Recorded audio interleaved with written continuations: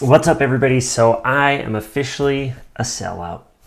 I sold one of my rental properties, and in this video I'm going to break down exactly why I did that. So possibly you've seen it, but I made a video a few years ago where I wanted to buy 10 rental properties in 10 years. That is a house a year, and I was actually on track on doing it. My motivation for buying this many rental properties was, one, it was going to provide a great retirement. I figured if I had it, all the properties paid off and they were making $1,000 a month each in rent, that would be $120,000 a year just in rental income.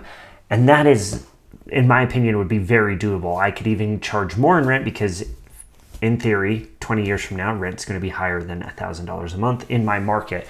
So I loved that. And I actually loved the actual initial rental income right now. And it helps compound, right? So I bought my first rental property and I rented it out and I saved all the profits, and it just helps compound and buying more and more rental properties. So I loved the passive income. And then you also get the appreciation from the houses increasing in value over time. And I am a father, so I figured if I owned a bunch of houses, if my kids ever got in a bind, they would have a place to stay until they got back on their feet. So that was my motivation, and I'll be honest, I'm actually still in that boat. My mindset has shifted a little bit. I would like to get into multi-family housing, so duplexes, fourplexes, apartment complex.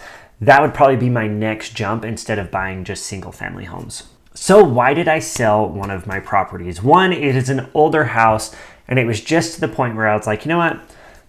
I've been putting in a decent amount of time on this property, and it's an older house. I think I should sell it and bank on that income and see if I can find a property that better suits my needs. And honestly, there was a little bit of what I view as a high point in the market. So I sold the house a few months ago, and I feel like real estate prices are pretty high right now, and I could see a drop in the market. So I figured I might as well bank on that high valuation right now. And as I said before, it is going to give me the ability to go and invest in something new. But really the overarching reason I ended up selling it is just because of the financial analysis that I ended up doing on it.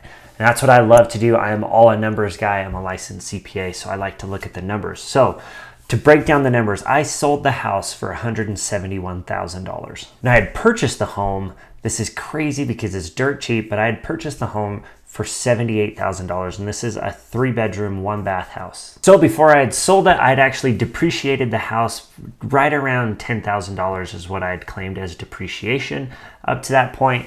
And so my gain on selling the house was $103,000. So let's break down the tax implications of having $103,000 in capital gains. Now, because I love investing in real estate, I had actually invested into a hotel a few years ago, and we put a ton of work into it, renovated a bunch, and I did what's called a cost segregation on it. And that is where you just break down the cost of the building that you're purchasing, and you are able to depreciate certain things quickly, while real estate, long-held real estate, is going to be depreciated over many years. And so we were able to segregate the costs, and I was able to claim what's called bonus depreciation on much of the costs for my hotel. And that resulted in a huge loss for me in that year. A loss that was big enough that it actually drove my taxable income to $0. Now, obviously I made some money. I was working as a corporate controller for a company, so I was actually making pretty decent money. But because I had this huge write-off from this asset that I put so much work into, my taxable income was $0.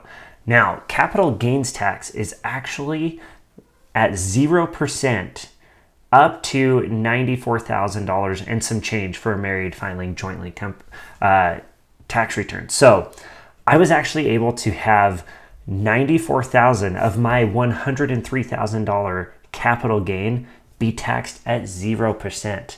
And that's because I had this huge write-off from the hotel. So tax implications were very minimal. I actually only had about $2,000 in taxes. Part of that is depreciation recapture, and part of it was a little bit of a capital gain. But I'm only getting charged $2,000 on a $103,000 capital gain, which is awesome. So taxes was really small. All right, now this is where the decision on the math came in. So I actually had the house completely paid off, and I had $171,000 as net proceeds, right? That was what I sold it for. So that's what I got in cash, $171,000. Now I paid $2,000 in taxes. So my net cash was $169,000. What I was able to charge for rent, and I'm sure I could have bumped it up a little bit, but I was charging $800. That's about what I would net per month in rent when I was renting this out. So I took $169,000 and I divided it by $800 a month, and it pumped out to be about 17 years worth of rent that I got right now. And that's where my mind just like, I was like, man, I should probably sell this property. So I could have to sit holding a property that's a little bit older. It was actually built in 1910s, so it's pretty dang old. I'm probably gonna have to put in some repairs in it. It was just a little bit more than I wanted as far as like how hands-on I needed to be. And so I was like, yeah, let's do the math. And I did the math and I'm like, man, I can get 17 years worth of rent right now. And so it was kind of like a no-brainer, right? And I could actually take all of the proceeds that I got from it, put it in a high interest savings account, and be making the same amount of money on interest. So I'm like making $700 a month on interest in a high yield savings account, and I don't have to do anything. I don't have to go and, fix the furnace. I don't have to do any kind of maintenance. I don't have to worry about the yard, nothing. And so I really just was like, man, I can free up my time, make the same amount of money, and have 17 years worth of rent right now, and be poised to like buy if the real estate market drops, or if I find a better opportunity, if there's, a duplex or a fourplex that comes around, it gives me the ability to go in and buy. And so it just was the smart mathematical move. Now I do want to say my renter that was in there was awesome. She's a great lady. I had no problems with her, and she was a great renter. She had rented from me for a number of years. And so it was nothing that she had done. It was just, it just made the most sense for me and my family at the time to sell the property. Now, if you have any questions at all, please hit me up in the comment section.